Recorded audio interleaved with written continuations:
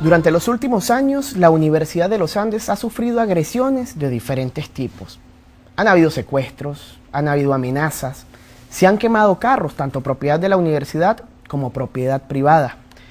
Se ha secuestrado el Consejo Universitario y se ha agredido su majestad en innumerables ocasiones al punto que ya casi se ha convertido en costumbre. Se han invadido terrenos, como es el caso de Campo de Oro. ¿Qué ha pasado? No ha pasado nada. Les saluda Nelson Espinosa y hoy vamos a conversar sobre el Estado de Derecho. Para ello nos acompaña Raiza Ojeda Dilija, quien es la directora del Servicio Jurídico de la Universidad de los Andes. ¿Cómo está, profesora? ¿Cómo estás, Nelson? Es un placer estar nuevamente en este programa. Lástima que en cada oportunidad que me ha tocado estar aquí no soy portadora de buenas nuevas, sino siempre con ocasión de una nueva agresión a la universidad, a su autonomía y a su administración de sus recursos. Profesora, antes de entrar en materia, vamos a definir qué es Estado de Derecho y para qué sirve. ¿Qué es Estado de Derecho? En cualquier sociedad moderna se habla de Estado de Derecho. Cuando nosotros nos estamos refiriendo al concepto de Estado de Derecho, nos estamos refiriendo a ese Estado que está regido por leyes. Y esas leyes, por supuesto, en su fundamento básico y primario, que es la Constitución Nacional. Esto quiere decir que toda la actuación de la administración pública y de todos aquellos órganos que la componen deben estar sujetas a la Constitución Nacional y al conjunto de leyes que están ordenados jerárquicamente. El Estado de Derecho está compuesto por dos elementos fundamentales, el Estado y el conjunto de leyes. Y por eso nos referimos que cuando hay violación del Estado de Derecho, siempre a cualquier ciudadano común se le viene a la mente que hay violación de alguna ley, que sea esta de rango constitucional, de rango legal o de rango sublegal. En este momento nosotros estamos diciendo que efectivamente el gobierno no ha respetado el Estado de Derecho y en este caso muy específico no ha respetado el Estado de Derecho universitario. Cuando nosotros hablamos de Estado de Derecho estamos haciendo contraposición a lo que se denominó Estado absolutista, donde había un rey que lo controlaba todo y no había poderes que le sirvieran de contrapeso. Si nosotros quisiéramos fijar una fecha que marcara el origen del Estado de Derecho, nosotros tendríamos que citar dos fechas muy importantes: la independencia, la Declaración de Independencia de los Estados Unidos y la Revolución Francesa, que es cuando aparece la clásica separación de los poderes, el poder ejecutivo, legislativo, y pasan a ser autónomos el poder judicial. Los que se regulan. Eso significaba que había un contrapeso en la actuación. Ya el poder no estaba concentrado en manos del rey y no era el rey al que le correspondía la decisión de todo lo que tenía que ver con el Estado. Nosotros en nuestra Constitución del 99 aparecen dos nuevos poderes en esa clásica división del poder público, que es el poder ciudadano y el poder electoral. Esos poderes existen para que cada uno de ellos tiene su competencia establecida expresamente en la Carta Magna, la Constitución Nacional, y cada uno le va a servir de contrapeso al otro. Entonces, cuando nosotros encontramos que hay una norma que establece una forma de conducta y encontramos que la administración pública representada en esta representada por el presidente de la República en la pirámide superior como jefe de gobierno, se realizan actuaciones que atentan con lo establecido en ese conjunto de leyes o en la Constitución Nacional, inmediatamente nosotros decimos que hay violación del Estado de Derecho. ¿Se ha visto vulnerado el Estado de Derecho de la Universidad de los Andes? Por supuesto, tal y como lo señalaste en tu introducción del programa, la universidad, no solamente la universidad en este caso puntual como es la Universidad de los Andes, se ha visto agredida y sobre todo en los últimos años de manera sistemática su autonomía. El artículo 109 constitucional establece expresamente una garantía institucional que está reservada a las universidades autónomas, en donde se les permite, además de dictar sus normas de gobierno, la administración eficiente de su patrimonio. Entonces, lo primero que hemos visto que las universidades se les ha violado su autonomía cuando no se les respeta su proyecto de presupuesto. Por ejemplo, las universidades con base a todas las necesidades que tienen cada una de sus dependencias y su estructura organizacional, presenta un proyecto de presupuesto. De manera unilateral, siempre los órganos que les corresponde nos aprueban siempre el presupuesto del año anterior sin tomar en cuenta... Desde 2007. Desde el 2007, sin tomar en cuenta elementos determinantes para la aprobación de cualquier presupuesto, que podría ser, por ejemplo, la tasa inflacionaria.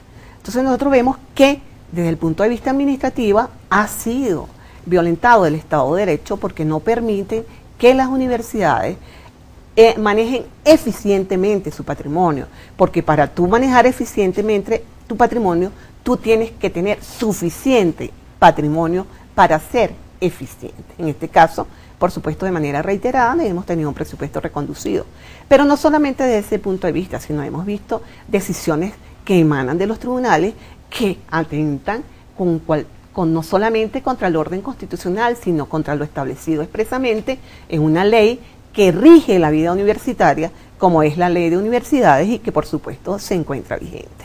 En sede administrativa tenemos, por ejemplo, ejemplos recientes como el que está siendo comentado en las últimas horas en los espacios universitarios, como es el arrebato, ya no por la vía de la aprobación del presupuesto a través de la figura de un presupuesto reconducido, sino a través de el despojo de un presupuesto establecido en una ley. O sea que ya no se rige el principio para los organismos universitarios que están encargados de ello, ya no rige el principio de que una ley se deroga a través de una ley, sino que una de ley se deroga a través de actos administrativos como el que acaban de realizar. Caso Fiseula.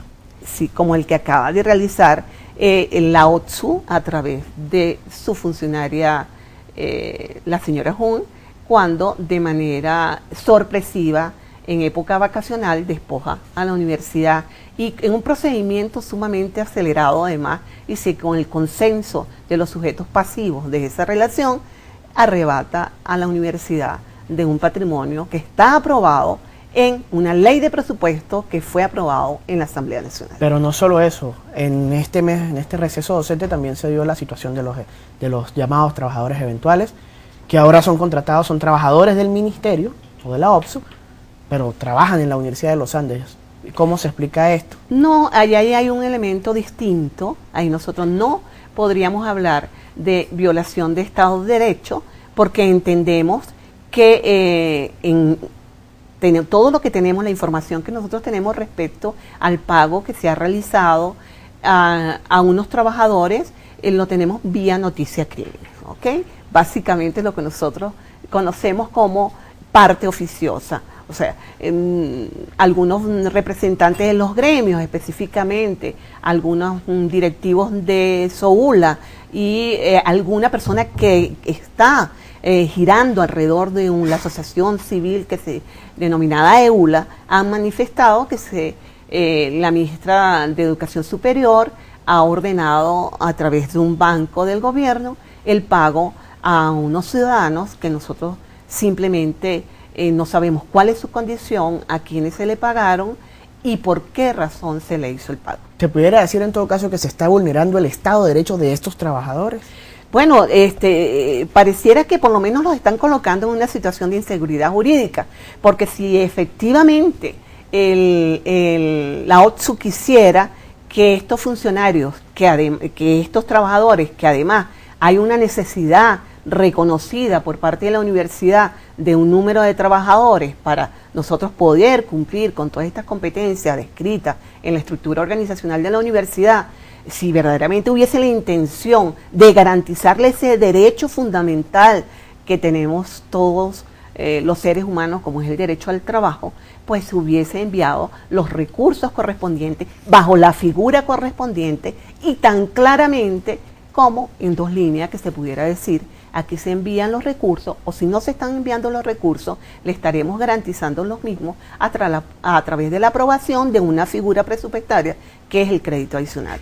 Eso no se ha dado en el caso de la universidad, entonces tenemos por vía noticiosa de que se han hecho pagos y nosotros lo que sí puede manifestar la universidad es que hay decisiones internas de la universidad que en función a ese Estado de Derecho que está establecido en leyes y que establece expresamente que los funcionarios universitarios y los que estamos en cargos de decisión no podemos contraer recursos que no tengan la disponibilidad presupuestaria correspondiente. Artículo 49 de la Ley Orgánica de Régimen Presupuestario y Financiero.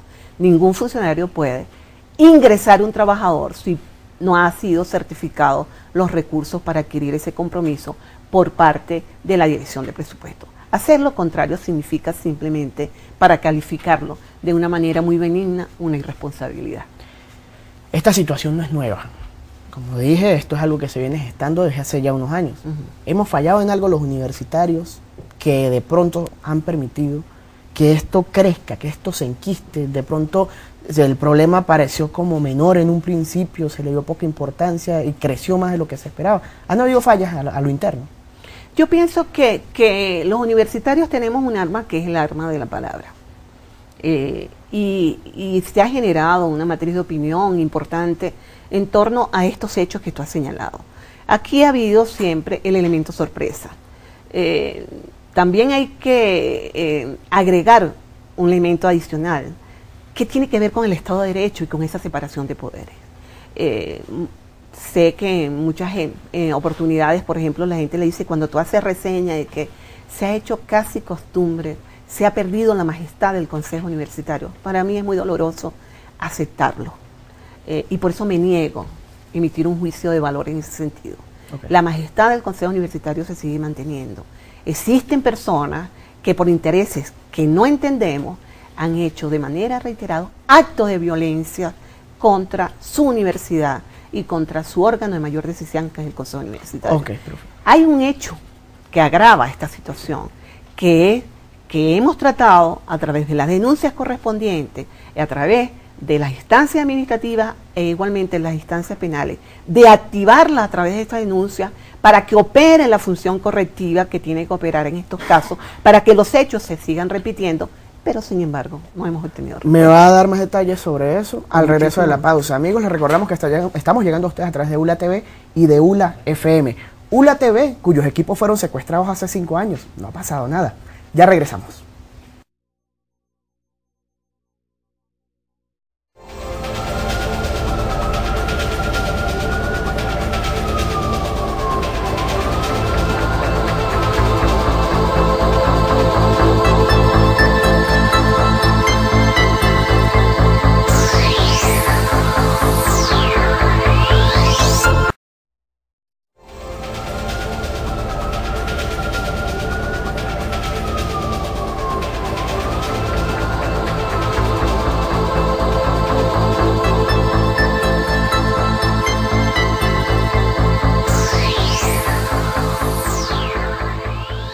Amigos, estamos de vuelta con este programa especial en el cual estamos conversando sobre el Estado de Derecho con la profesora Raiza Ojeda de Lija, quien es directora del Servicio Jurídico de la Universidad de los Andes.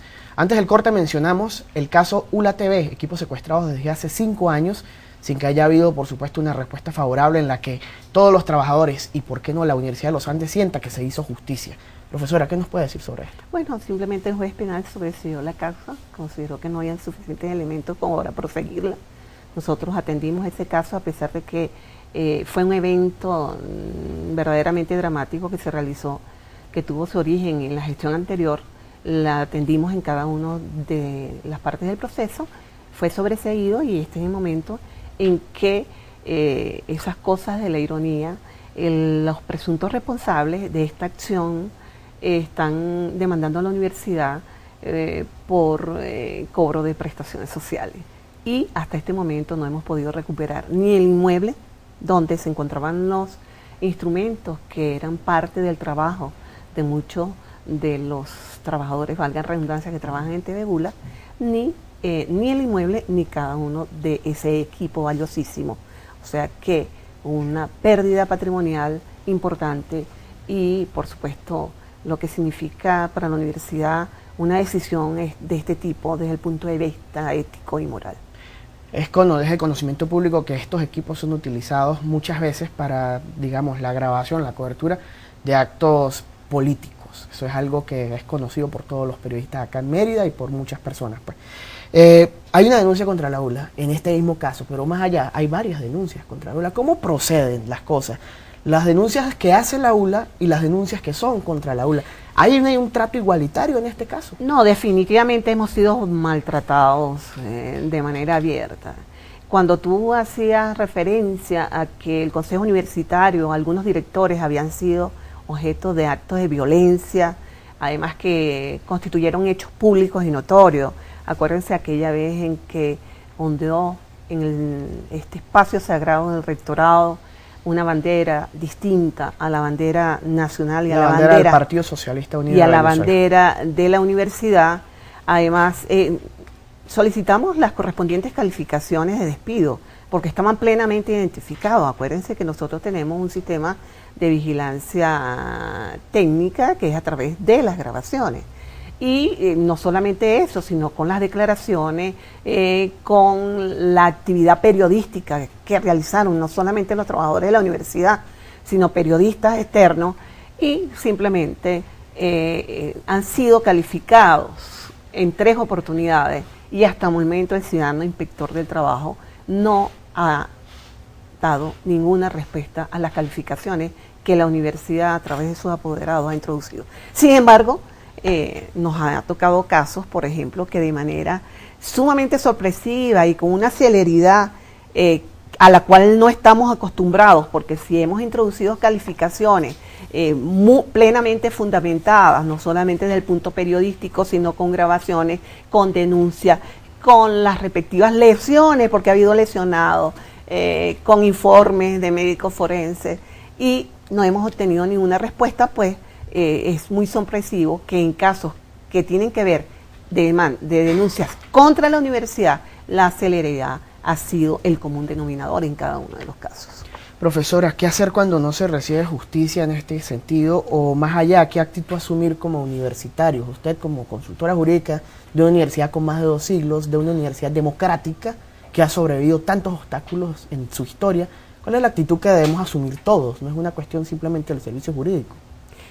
La actitud que debemos es una actitud de fortaleza, de unidad, seguir acudiendo a esas instancias que además, por ejemplo en mi caso, de educadora de la Facultad de Ciencias Jurídicas y Políticas, tengo la obligación de reconocer, acudir a los tribunales, acudir a la Inspectoría del Trabajo, a instruir los expedientes correspondientes. Hay toda una estructura disciplinaria que tiene que activarse dentro de la universidad, en la dirección de personal, actuará con lo correspondiente en los diferentes expedientes y esperar que la justicia puede que tarde, pero la justicia tiene que llegar. Y los universitarios no tenemos otra vía que esa. Y por supuesto, la protesta y el señalamiento público a los que estamos obligados, no solamente en el caso del servicio jurídico, sino todas las personas que hacemos vida dentro de la universidad, porque cada uno de nosotros hemos sido testigo presencial de a cada uno de esos hechos de los cuales yo estoy reseñando en esta oportunidad. Y hay una cosa que se llama la sanción que hace la colectividad, no solamente la colectividad universitaria, sino la sociedad merideña.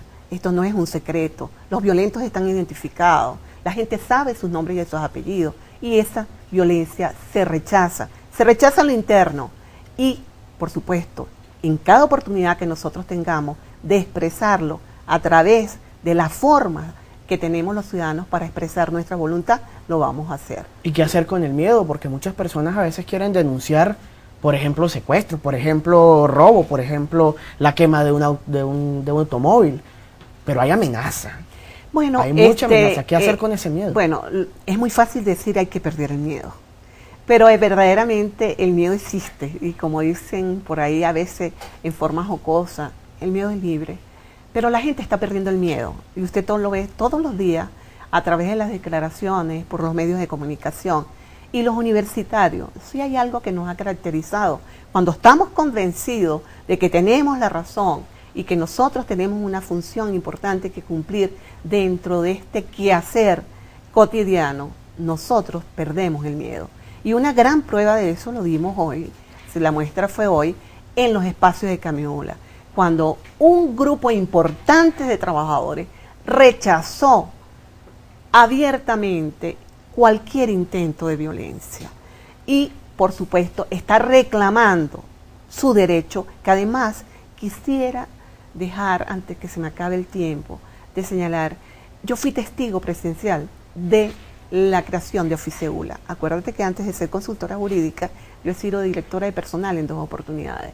La creación de la oficina de seguro fue un logro que costó muchísimo trabajo, sobre todo para gente que estaba al frente de una asociación civil de empleados. Yo me acuerdo que había una señora que se llama Domitila, que hizo muchísimo esfuerzo y muchísimo trabajo para que esa oficina se creara, que está establecida en la convención colectiva. Por eso es que suena verdaderamente doloroso de que el fundamento que supuestamente tuvo la oficina de planificación del sector universitario para tomar la medida de sacar del patrimonio de la universidad a través de la figura del no envío de los recursos, del manejo del HCM, de los empleados y los obreros, haya sido fundamentado en solicitudes, presuntamente, tenemos que creerlo, porque llegó en ese oficio a la universidad por solicitudes formuladas por 3 gremios, en este caso SOULA, SAGEN y algún representante de AEULA, por cuanto eso está establecido en las contrataciones colectivas. Eso se produjo mediante un acuerdo entre los trabajadores y la universidad. Entonces vemos que cómo es que, violentándose además lo establecido en la novísima Ley Orgánica del Trabajo, que muchísimas veces nos las han hecho valer, y que el origen del problema de los eventuales justamente está en esa novísima Ley Orgánica del Trabajo. La Ley Orgánica del Trabajo dice que todas las decisiones que afecten a los trabajadores se tienen que hacer bajo la figura del consenso. Eso es a través de las figuras que establece que la administración pública debe consultar a sus trabajadores. Creo que los gremios están para conseguir mejoras en todos aquellos derechos que tienen, pero no para renunciar a ellos. Yo no me quiero pronunciar sobre el fondo de la materia de los seguros. No conozco esa empresa que supuestamente va a manejar una nueva cobertura de los seguros, pero me hubiese encantado que los gremios pudieran estar hoy en los medios de comunicación diciendo: hemos obtenido un nuevo logro, además del HCM, que nuestro patrono universidad nos brinda a través de una cobertura que resulta pírrica porque el gobierno no nos ha dado los recursos correspondientes. Hemos obtenido a través de algunos otros mecanismos una cobertura adicional, pero no que nos tomen los recursos que eficientemente ha administrado la universidad para hacer gestión administrativa una empresa que nosotros desconocemos. Profesora, para ir terminando ya, ¿sí o no hay violación del Estado de Derecho de la Universidad de los Andes? Hay violación del Estado de Derecho en cada una de las oportunidades en que se ha atentado contra la universidad, sea desde el punto de vista político, sea desde el punto de vista administrativo. La violación a la autonomía universitaria no solamente es la violación de su espacio donde se hace académica. La violación de la autonomía universitaria es cuando se le da un presupuesto reconducido, cuando se incorpora en leyes comunidades universitarias que no son las que están descritas en la Constitución Nacional, y se viola a la alma mater cuando no se producen las decisiones a tiempo por parte de los órganos jurisdiccionales y de los órganos administrativos. Ok, profesora, muchísimas gracias por habernos acompañado en el día de hoy. Amigos, conversamos hoy con la profesora Raiza Ojeda de Ilija, quien es directora del Servicio Jurídico de la Universidad de los Andes. Conversamos sobre el Estado de Derecho. A su juicio, sí hay una violación del Estado de Derecho de la Universidad de los Andes. ¿Por qué? Bueno, han habido agresiones, han habido violaciones de diferentes leyes, se han hecho las denuncias y no ha procedido nada, por lo menos que haga sentir a los universitarios que se hizo justicia. ¿Está usted de acuerdo? ¿Cree usted que está en peligro la universidad por esta situación? Nos los puede hacer saber a través del Twitter @rectoradoula. Háganos llegar su opinión. Nosotros, por supuesto, la vamos a tener en cuenta, la vamos a difundir acá, y cualquier otro tema que usted considere que debe ser tratado con este enfoque que estamos dando acá en este programa de peligro sobre la Universidad de los Andes, nos los puede hacer llegar también a través de esta vía, que con mucho gusto pues vamos a evaluar la posibilidad de hacer un programa sobre esto. Llegamos a ustedes a través de ULA TV y de ULA FM. Les saludo Nelson Espinosa y será hasta una próxima ocasión.